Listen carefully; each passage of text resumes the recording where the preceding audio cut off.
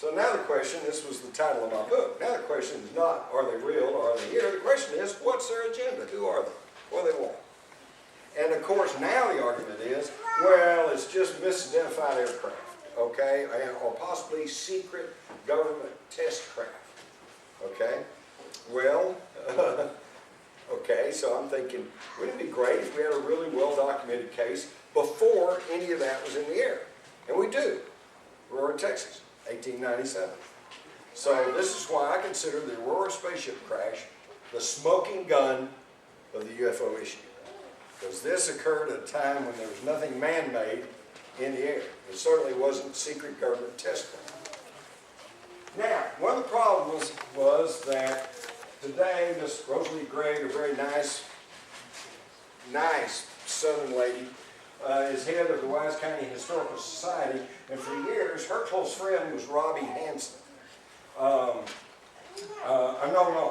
close friend was Etta Pegues, who was friends with Robbie Hansen, who was alive as a young girl in 1897. Well, Robbie Hansen would tell Etta Pegues, who happened to be the correspondent for the Star-Telegram, it never happened. It was just a hoax. So people would call up the Star-Telegram and say, what about the Aurora spaceship crash? They'd put them in touch with Etta Pegues, and she'd tell them it's all a hoax. And then she would tell her close friend, Rosalie Gregg, it was just all a hoax. And so that's what they said for years.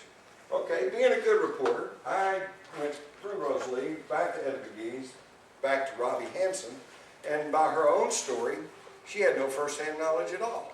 She didn't even know anything had happened. They lived way outside of Aurora, and she just remembered that sometime after this event, some guy rode by on horseback and told her father this story about this spaceship crashing and this little non-human, I guess, or whatever. And her father laughed and said, oh, I don't Judge Proctor, he's such a joker. And based on that, then up until the day she died, she said it was a hoax. Okay, now, the thing is, in 1973, Robbie Hansen was one of 3 people still living from that period. The other was Mary Evans. And she said she was about 15 at the time, and I spoke with her. According to her own story, she had no direct first-hand knowledge herself, because she said she heard this explosion and everybody was wanting to run into town, and she wanted to run into town, but her parents wouldn't let her. But they went, and then they came back and told her about people there picking up all these pieces and that all this stuff had happened. So she said, yes, it happened, although she had no direct knowledge. Now, the one person I spoke to, Charlie Stevens, had a good reputation there. He lived in that area for a long time. Of course, they're all dead now. But I talked to him. He was reticent to talk. I had talked to him through the screen door at his house. And at first, he really didn't want to talk.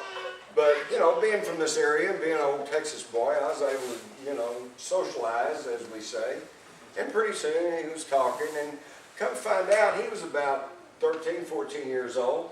And he had been out with his father early that morning, taking care of the business on the farm. And he said he saw the thing go over. And he said he had the impression he was in some sort of trouble because it was like coughing and spitting and sputtering. And then, a little bit later, they heard this explosion, and he looked up and saw smoke coming up from the town. And naturally enough, he wanted to run in town and see what had happened. Now, what he told me next strikes me as totally truthful, because if Charlie Stevens was making up a story, he'd have said, well, I went into town, I saw this little green man, I saw this and that and the other thing.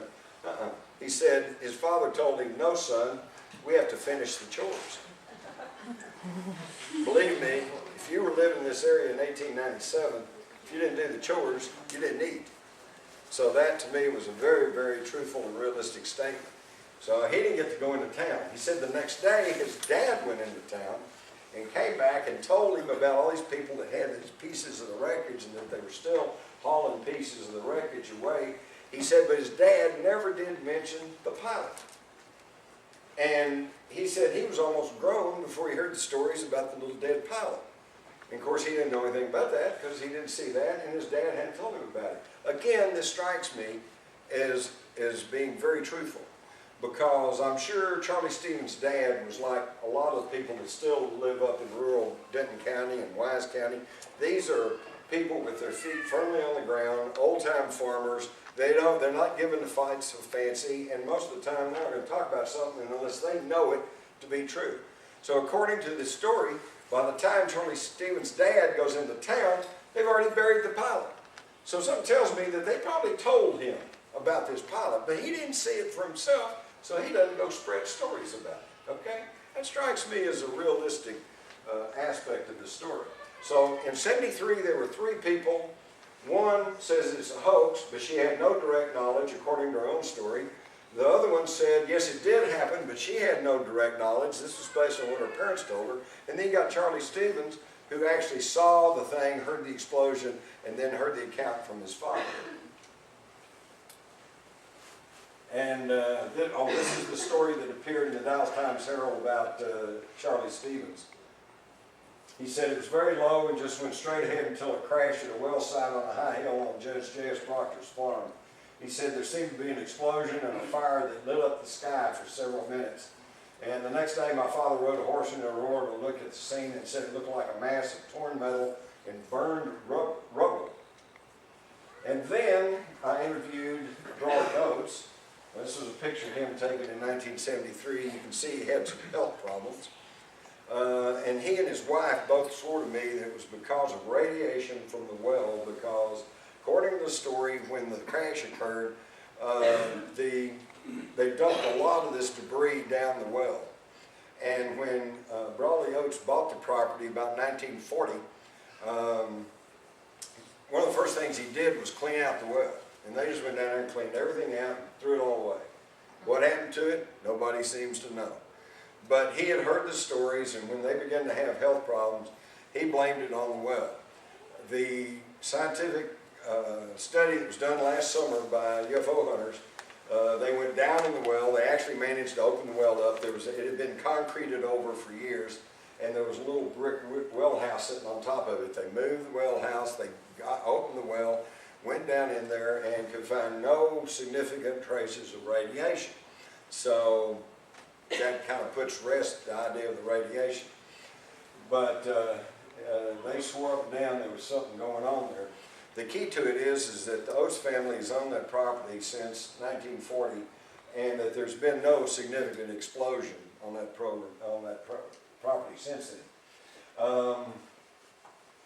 Oates said a lot of people had come to his property to inspect the well site. He acquired the property in 1945, and he thought it was radioactive, just what I told you, and that they haul all the junk away.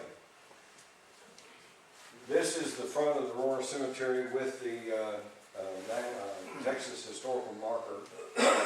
And then when we did our study in 1973, we found some pieces of metal at the crash site.